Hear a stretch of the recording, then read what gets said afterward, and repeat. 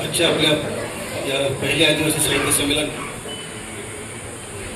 स्टेजवरील सर्वच आदरणीय सन्माननीय सर्व सदस्य, सर्व नेते, आपण या ठिकाणी सर्व जमलेले या साहित्य संमेलनासाठी सर्व माझे आदिवासी भाऊ आणि बहिणी, एक 5 मिनिटे घेणार आहे, जास्त वेळ घेणार नाही, कारण एक माझी बैठक चिल्लारफाटा या ठिकाणी सर्व लोक जमलेले आहेत. म्हटलं घाटाळ सरांनी त्या दिवशी मला इन्व्हिटेशन देताना म्हटले की तुम्ही 5-10 मिनिटं येऊन जाऊ. म्हटलं मी नक्की येईन. सकाळी सुरतला गेलो होतो, येताना थोडा उशीर झाला, म्हणून थोडीशी दिलगिरी व्यक्त करतो. सर,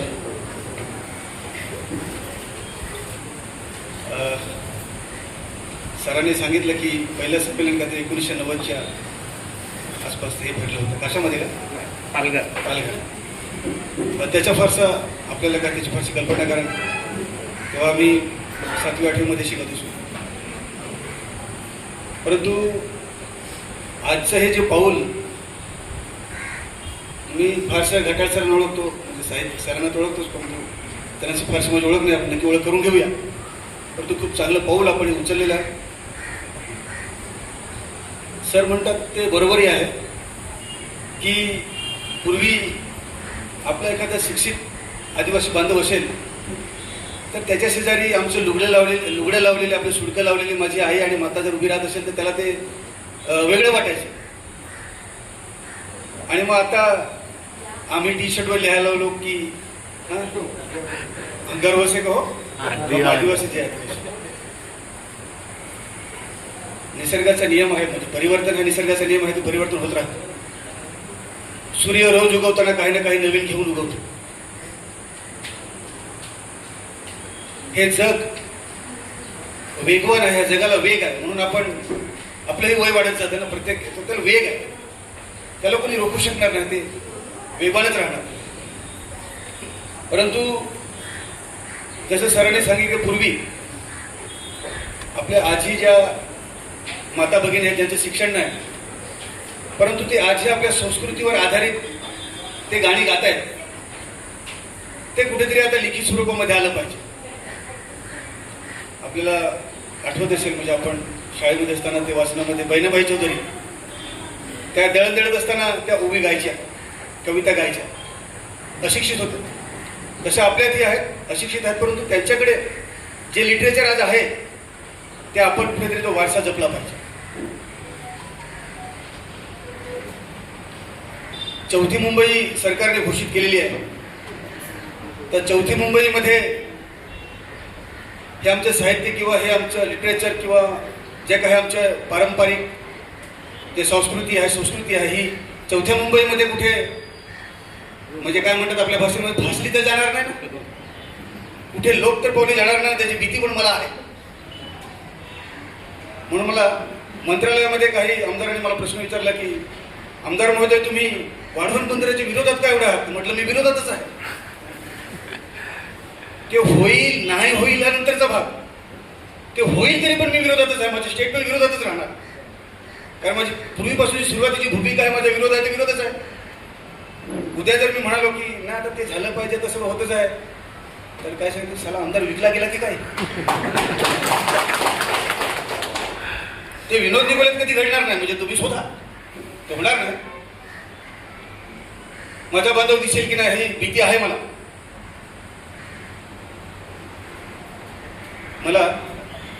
थोडंसं याच्यावर का बोलतो, माझा काही गाढा अभ्यास नाही आहे साहित्याच्या बाबतीत. मी स्टडी करतो तर अर्थव्यवस्थेवर स्टडी करतो की सरकारच्या तिजोरी माझा जो टॅक्स जमा झाला तो गेला कुठे, तो माझ्या योजनांसाठी का नाही, त्याचा थोडासा अभ्यास करत असतो. सर 2-3 कपाट भरलेले आहेत, पण न्यूजपेपर वाचायला वेळ नाही. 5:30ला माझ्या घराच्या गेटच्या समोर लोक 5:30 वाजता. एक दिवस मी चिडलो, अरे हो काम करतोय ना, पण 5:30 वाजता तुम्हाला हे अंघोळ लागतं, मला हे अंघोळ लागते ना, इतर गोष्टी तुम्हाला लागतात, मला इतर गोष्टी लागतात ना, तर निदान 7-8 वाजता तर या. तर सर न्यूजपेपर वाचायला आपल्याला वेळ मिळत नाही, म्हणजे वाचन करायला वेळच मिळत नाही. त्याच्यामुळे पण पुढचे साहित्य संमेलन असेल तर नक्कीच थोडाफार अभ्यास करून येऊ.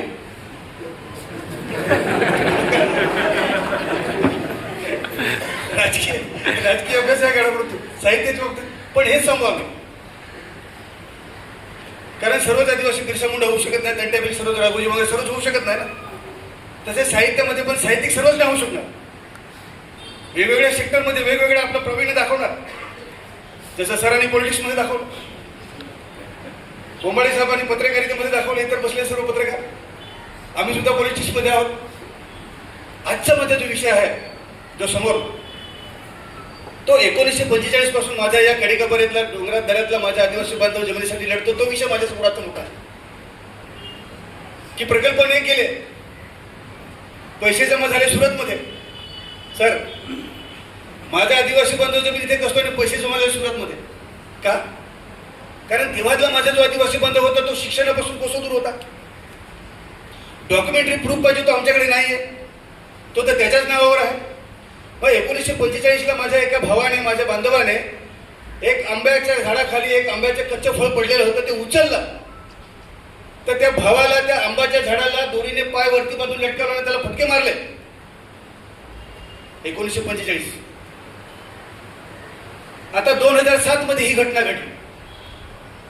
कोंबाडे साहेबांना माहिती आहे, वाकी गावामध्ये चंद्रकांत गोरखांच्या भावाला एका जमीनदाराने वाडीत नेऊन चिक्कूच्या झाडाला उलटा लटकवून फटके दिले. सर, कॉलेजमध्ये शिकत असताना माझी भगिनी अशी रस्त्यावर भाजीपाला विकायला बसायची, तर कोणतरी येऊन तिच्या टोपल्याला लाथ मारून जायचा. हे सर्व डोळ्यांनी पाहिलेलं आहे. हे सिस्टीम बदलावी, ही चेंज करावी म्हणून डाव्याच्या डोळीमध्ये आलो. तिथून सुरुवात केली. डाव्याच्या डोळीमध्ये आल्यानंतर मला समजलं की 1945 पासून हा माझा बांधव स्ट्रगल करतो, पण अजूनही डॉक्युमेंटरी प्रूफ नाही, तर करावं काय? आता वडवण बंदर आलेलं आहे. परवा दिवशी नानोली पासूनचे लोक आले माझ्याकडे सर आणि म्हणाले की वाढवण बंदर आमची जागा संपादित होते. तर मी म्हणालो काय करायचं आहे? तर म्हणे तिप्पट भाव पाहिजे. मी सांगितलं डहाणूच्या ऑफिसवर माझा रोज जनता दरबार असतो, कोणाची अपॉइंटमेंट घ्यायला लागत नाही. मी झाडाखाली बसलेलो आहे, कोणी येतं कोणी. मी स्वतःच गाडी चालवतो. मी गाडी आणून उभी केली का पहिल्या गाडीवर उतरल्यानंतर माझे लुगडे लावलेली किंवा टॉवेल गुंडाळलेला माझा भाऊ कुठे, त्यांना पहिला मी शोधतो आणि त्याला पहिला टेबल जवळ घेऊन जातो. कारण तो डेअरिंग करत नाही माझ्यापर्यंत येण्याची, कारण 200-300 लोक असतात. तर त्यांना पहिला घेऊन जातो, तुझा विषय काय तुम्हाला सांग. तर शक्यतो माझ्या तोंडातून नाही असं तो फारसा निघत नाही सर. पण त्याने सुरुवातीला सांगितलं की हा विषय मी तुमचा सोडू शकणार नाही, कारण माझ्या विरुद्ध असताना मी काय सांगू जाऊन कायला तिप्पट होते. मी त्याला सांगितलं तुला तिथपर्यंत पोहोचवेन, तुला पाहिजेच आहे ना, तिथपर्यंत तुला निवडून द्यायचं. कसं काय? सर्व शेतकरी जमा कर आणि एकदा रस्त्यावर हायवेवर बसतो, येईल तुला पैसे द्यायला, किती पाहिजे. सर्व शेतकरी जमा कर, एकदा हायवेवर बस ना, का तो येईल ना, तो देणार आहे. तो का कशाला हायवेवर गेला असता, पैसे पाहिजे किती, तिप्पट, तर तो येईल. तुला आयडिया दिली, मी येणार नाही असं मी त्याला सांगितलं. हे मी का सांगतो?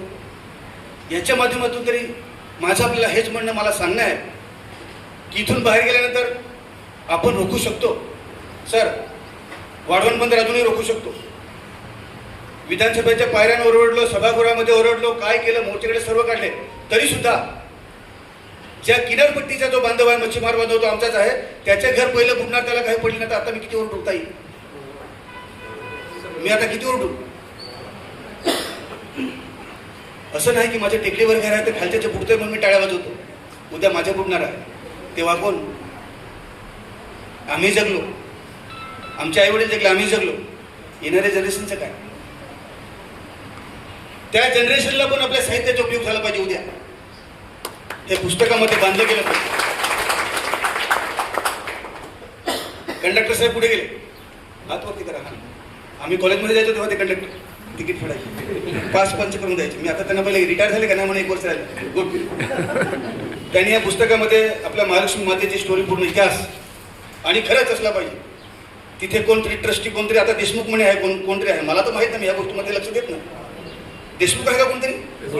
देशमुख आहे. तो कुठून आला मला माहित नाही, तो कुठच्या आहे ते पण मला माहित नाही. मग सातवी सर तुम्ही का नाही त्या ट्रस्टीचे प्रमुख? तुम्ही असलं पाहिजे ना, आमच्यापेक्षा तुम्ही असलं पाहिजे. मला माहिती नाही, म्हणजे आपल्या आजोबांना वगैरे माहिती असेल की महालक्ष्मी मातेची कुळदेवी किंवा तिची उत्पत्ती किंवा काय हे तुम्हाला सर्व माहिती मिळतं. ह्याच्यामध्ये आम्हाला दिलेला आहे इतिहास हे 2 दिवसामध्ये मी वाचून काढेन, मला समजेल. तसे आपले जे देव आहेत म्हणजे आपले वाघोबा म्हणा किंवा इतर आहेत त्याच्या बाबतीतही लिहावं आपल्याला नम्र विनंती. त्याच्या बाबतीतही लिहावं का? इतरांनीच लिहावं का? आपण लिहू नये का? आम्ही आता हुशार झालो, आम्ही लिहू शकतो, ते आपण लिहिलं पाहिजे. येणाऱ्या मी परवा दिवशी गेलो एका गावात, तो म्हणाला साहेब या मस्त गावठी कोंबडे कापतो जेवण बनवू. मी सांगितलं आंबील आहे काय? गावठी कोंबडं नको का? आंबील तुझ्या घरात बनवली जाते का? तर म्हणे साहेब ती बनवू. तर म्हटलं मला ती दे ना, पण माझ्या पोराला माहिती नाही ना आंबील हा काय. आंबीला प्रकार माझ्या पोराला माहिती नाही.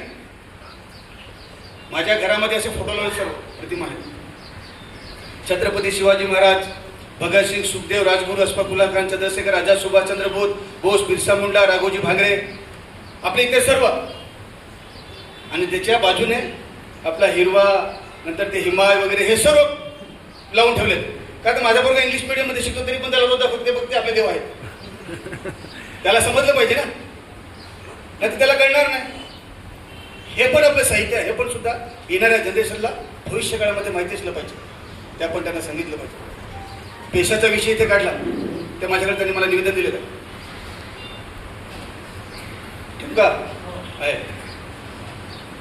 तुम्ही जेव्हा जेव्हा आला तेव्हा मी शिवणबरोबर बसून तुमचा मार्ग सोडून दिलेला आहे की नाही? सर्वांच्या समोर खोटं नको बोलू, जे असेल ते खरं सांगायचं. सोडून दिला, नाही तर तू मला बघून सांगेल साहेबांना खुश करण्यासाठी हो सांगतो, नाही तर सोडवला नाही. साहेबांमुळे जागा वाढत नव्हती. अरे बस तू आता ते म्हणजे असं व्हायला नको. पण माझं हे म्हणणं आहे, सुरुवातीपासून शिवण बरोबर जाऊन बसलो, शिवणनं सांगितलं जी पात्र झाली किती 1000, राहिले किती 850 अपात्र. कोणी टीएटी नाही झालं, कोणी टॅट नाही झालं ते मला माहित नाही. आमच्या जागा खाली आहेत, त्यांना सर्वांना घ्यायचं. टीएटी, सीटीएटी, टॅट 5 वर्ष दे. 5 वर्षात नाही झालं तर अजून 5 वर्ष वाढवून दे.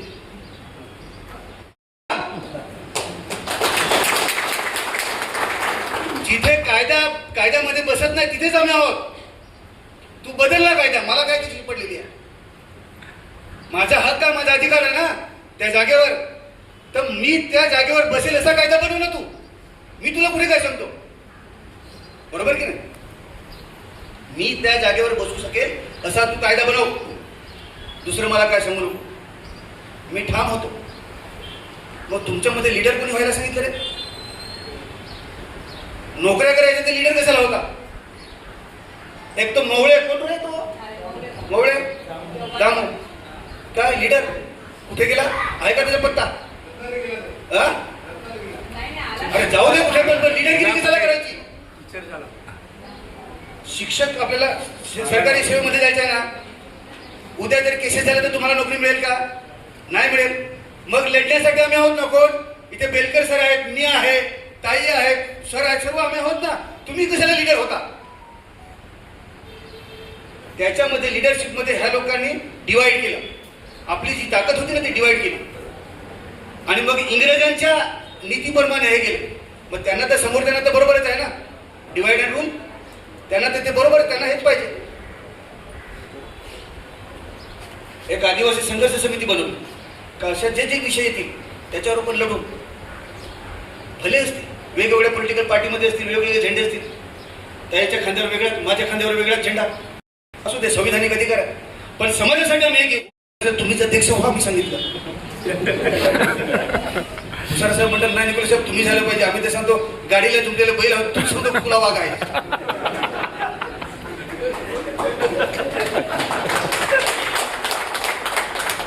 आता इथेच आम्ही 18, तर मग पुढे करायचे काय मॅडम? इथेच आम्ही 18 तर पुढे कसं काय करायचं? हे थोडस असू द्या, काय नाही असू द्या.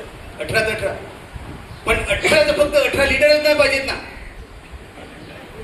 18ने हात दिले तर उद्या हायवे भरला पाहिजे की नाही? तर 18 हात देत होता 19 होतात फक्त.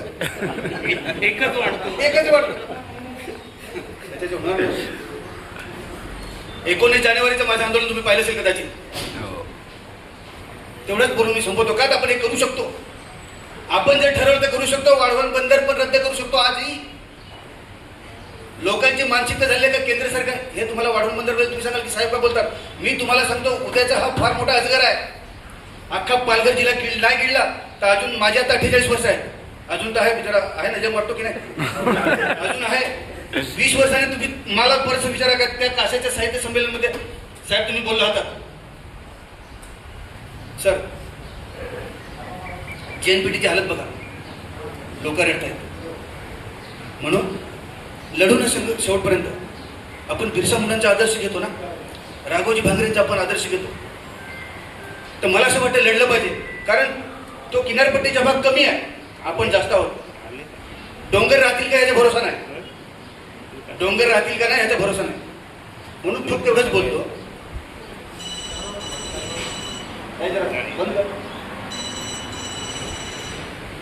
मोबाईल 2000 साठा वाजेल.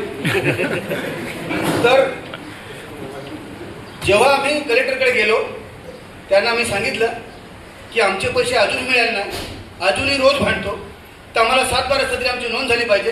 गेल्या 100 वर्षापासून जमीन कसत होती, कधी ना कधीतरी आम्हाला 7/12 उतरवून द्या.